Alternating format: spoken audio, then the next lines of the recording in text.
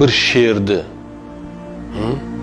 xolesterinim ko'payib ketib qoldi, diyeta qilishim kerak deganini eshitganmisiz? Yo hech bo'lmasa bir zooparkdagi o'sha sherlarga qaraydigan doktorlar falon sherni xolesterini ko'payib ketib qolibdi, sal diyeta qildiraylik buni deganini eshitganmisiz? Yo ko'rganmisiz? Bunaqa voqea bo'lishi mumkin? Mumkin emas. Nega?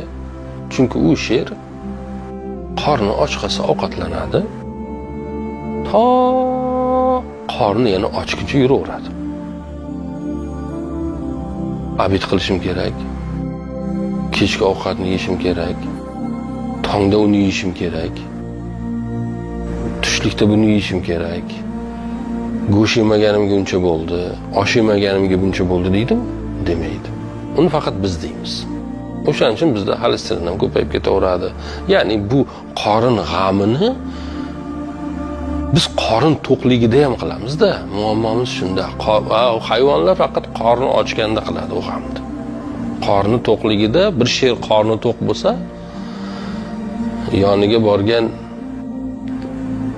jayronga ko'z olaytirmaydi. Insonda u faqat qorni to'qligida ham yeyman deydigan. Ozgina taslimiyat, ozgina xotirjam bo'lish kerak-da bu masalalarda. Chunki Alloh va'da qilyapti.